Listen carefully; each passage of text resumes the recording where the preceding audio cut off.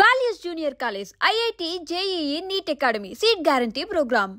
దిల్సుఖ్ నగర్లో కాల్పుల ఘటనలో ఎవరైతే చందు నాయక్ సిపిఐకి సంబంధించిన నాయకుడు ఎక్కడైతే మర్డర్ గావించబడ్డాడో వాళ్ళ ఇల్లు ఇది యాక్చువల్లీ 3 ఏళ్ల నుంచి కూడా ఇదే ఇంట్లో రెంట్కి ఉంటున్నారు, మనం చూడొచ్చు. సో సిపిఐలో ఉండడం, అట్లాగే ఆయన పొలిటీషియన్ కాబట్టి ఇక్కడే కిరాయికి ఉంటూ అంటే ఆయన యాజ్ ఎ పొలిటీషియన్గా ఎదుగుతున్నాడు. అట్లాగే చాలామంది వచ్చిపోయే వాళ్ళు కూడా ఉండేవాళ్ళట. ఇదే యాక్చువల్లీ ఆయన హౌస్.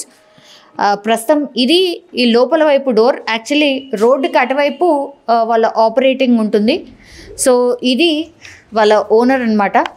సో మనిషి అయితే బాగానే ఉండేవాడు, పెద్దగా ఇంటరాక్షన్ లేకపోయినా ఓకే బాగానే మాట్లాడేవాడు అన్నటువంటి మాట ఓనర్స్ చెప్తున్నటువంటి పరిస్థితి కనిపిస్తోంది. ఇది చైతన్యపురి లిమిట్స్కి సంబంధించి ఆయన ఉంటున్నటువంటి నివాసం. ఇక్కడ నుంచి ఎగ్జాక్ట్లీ ఒక 1.5 కిలోమీటరే ఇంతకుముందు మనం కవర్ చేసినటువంటి ఈ గార్డెన్ అంటే వాకింగ్ది ఎక్కడైతే ఉండేనో అక్కడికి మనం వెళ్ళినాం. స్పాట్ని కవర్ చేసినటువంటి పరిస్థితి అయితే కనిపిస్తోంది. యాక్చువల్లీ ఇక్కడ ఎలాంటి హడావిడి లేదు ఆర్ ఎవరూ లేరు, ఎందుకంటే ఈయనది నాగర్ కర్నూల్కి సంబంధించిన ప్రాంతం కాబట్టి అక్కడికే తీసుకువెళ్ళి ఆయన అంత్యక్రియలు చేయడానికని ఫ్యామిలీ మెంబర్స్ అందరూ కూడా ఏర్పాట్లు చేస్తున్నటువంటి పరిస్థితి. అండ్ ఇప్పుడు యాజ్ ఆఫ్ నో ఆయన బాడీ ఇంకా కూడా ఉస్మానియా హాస్పిటల్లో మార్చురీలో ఉంది. పోస్ట్ మార్టం ఒకవైపు నిర్వహిస్తున్నటువంటి పరిస్థితి అయితే కనిపిస్తోంది. ఇంకోవైపు ఏమో ఈయన ఎక్కడి నుంచి ఎక్కడికి వెళ్తున్నాడు, ఈయనను ఎలా చంపాలి అని పన్నాగం వేసినటువంటి వాళ్ళు ఎవరైతే నిందితులు ఉన్నారో వాళ్ళు అన్నోన్ పర్సన్స్ ఎవరూ కాదు. యాక్చువల్లీ ఈయనకు పరిచయస్తుడే రాజేష్ అనే వ్యక్తి. వీళ్ళిద్దరు కూడా కొన్ని ల్యాండ్స్కి సంబంధించిన సెటిల్మెంట్స్ చేసేవారు అన్నటువంటి మాట చెప్తున్నారు గతంలో.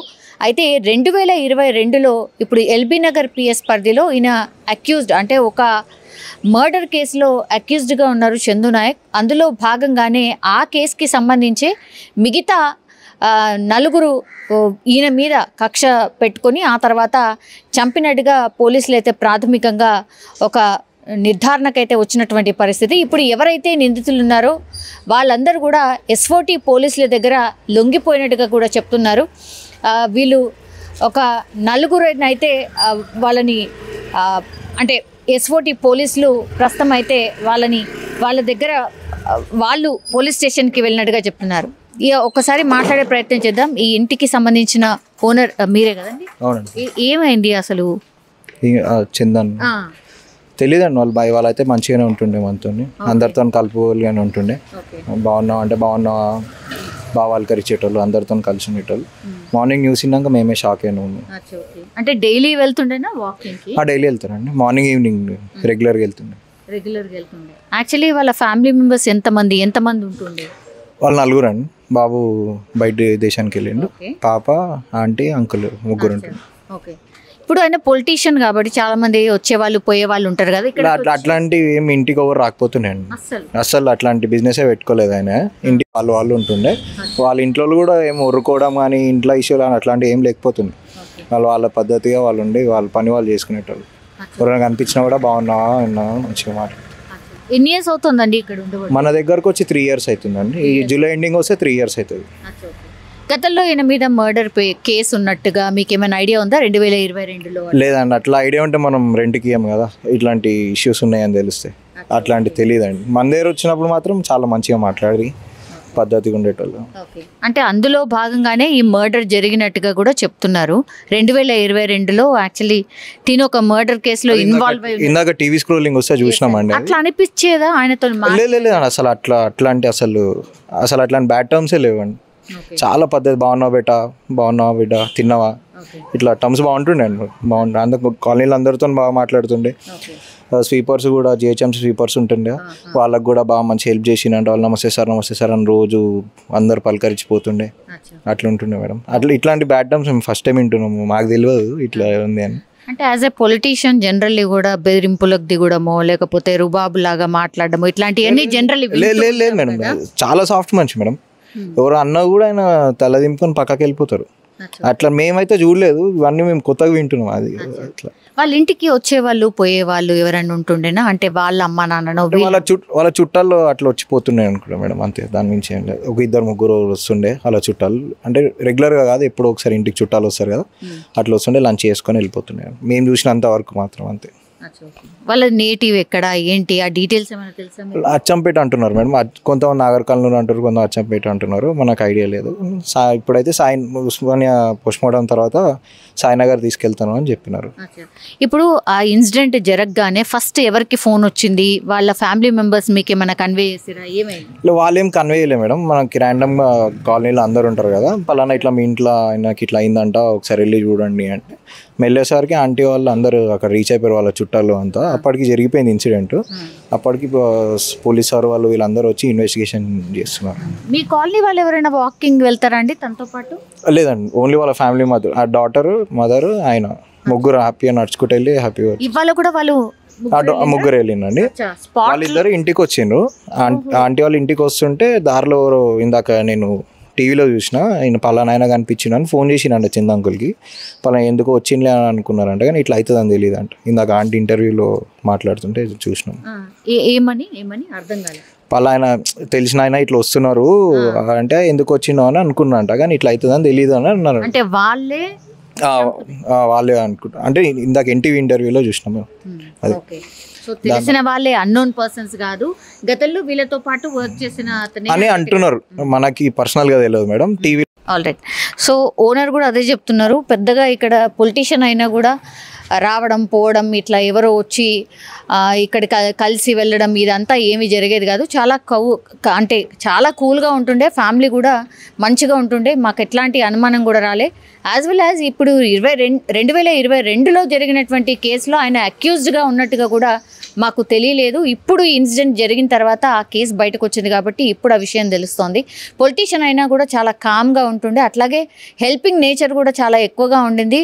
ఆయన చాలామందికి హెల్ప్ చేసినట్టుగా కూడా ఇక్కడ ఉన్నటువంటి జిహెచ్ఎంసీకి సంబంధించిన వాళ్ళు కూడా చెప్తున్నారు. చాలా నైస్ పర్సన్ అనే మాట కూడా ఓనర్ అయితే చెప్తున్నటువంటి పరిస్థితి కనిపిస్తోంది. కానీ గతంలో ఆయన ఎప్పుడైతే ఒక ల్యాండ్కి సంబంధించిన ఇష్యూలో ఇన్వాల్వ్ అయినప్పుడు ఒక మర్డర్ జరిగింది. ఆ మర్డర్లో ఈయనను కూడా, అంటే అందులో ఈయన భాగం కూడా ఉంది అని ఆయన మీద ప్రస్తుతం అయితే కేసు నడుస్తోంది. అందులో భాగంగానే ఈ మర్డర్ జరిగి ఉంటుంది అని ప్రాథమికంగా ఒక అంచనాకైతే వచ్చారు పోలీసులు. ఇంకా కూడా ఇన్వెస్టిగేషన్ అయితే నడుస్తున్న పరిస్థితి.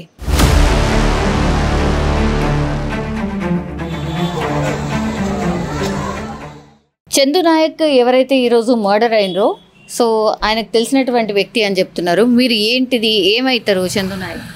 నేను పాలు వస్తామా, దోస్తాన ఉంది నాకు, చాలా మంచి మనిషి. ఈ ఏరియాలో ఎవరితో సరిగ్గా మాట్లాడాడు, వస్తాడు, వాకింగ్ చేస్తాడు, పోతాడు.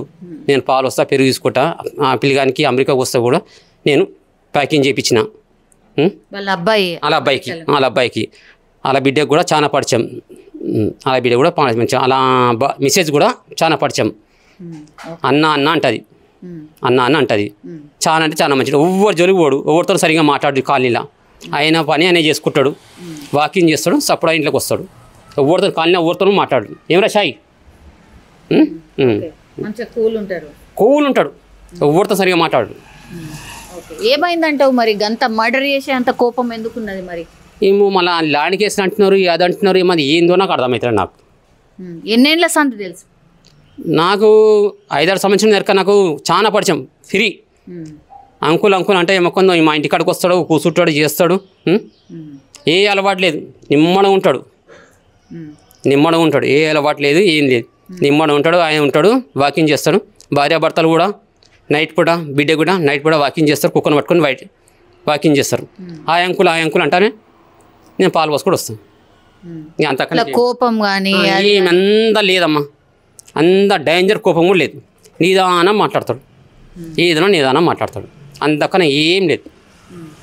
ఈయన సిపిఐ పార్టీలో ఉన్నారట, అసలు తెలుసా మీకు? నాకు తెలియదమ్మా, నాకే తెలియదు అది. ఇక అంకుల్ పాలు వస్తా కథం, కొంత వాకింగ్ చేస్తుంటారు, నేను పాలు వస్తా కథం, పాలు పెరిగిస్తా, అలా కొడుకు కోసం సాయం చేసిన. ఎప్పుడు తెలిసింది ఇట్లా వార్త? ఇట్లా నాకు ఇంతకుముందు దొరికింది. మా గొల్లోలు వచ్చినారు, ఇప్పుడు మా యాదవ్స్ వచ్చినారు. మా యాదవ్స్ మా గొల్లలు వచ్చినారు, ఇట్లా చనిపోయినట్లు మాకు తెలిసిన అన్నీ ల్యాండ్ దిగిందట అని వచ్చినారు. నాకు తెలియదు అంటే నాకు ఎరికైంది అన్న పలాంజాల ఉంది అలా అక్కడ ఉండేనట ఇల్లు. అందుకని అడ్రస్ ఇచ్చి మా ఇంటికి పంపించిన, నాకు ఎరికైంది ఈ ఊరికి వచ్చిన, అంతేకాని ఇంకా ఏం తెలియదు నాకు. నిజంగా ప్రస్తుతం ఉన్నటువంటి సమాజం దేనికి ప్రయారిటీ ఇస్తుంది? ఆర్థిక సంబంధాల చుట్టూ మాత్రమే తిరుగుతుంది. మళ్ళీ ఎన్నికలంగానే చాలా విరక్తి కలుగుతాను. మంచి అనిపిస్తుంది కదా, లేడీస్ కూడా ఛాలెంజింగ్ జాబ్స్ చేసినప్పుడు చాలా బాగుంటది. ట్రాఫిక్ అసిస్టెంట్స్ గా నియమించిన ట్రాన్స్జెండర్స్ అందరితో సాల్యూట్ చేయించుకుంటున్నారు. ఫుడ్ డెలివరీ ఇవ్వటానికి వెళ్ళినటువంటి డెలివరీ బాయ్ అనిల్ పై కళ్ళ ముందు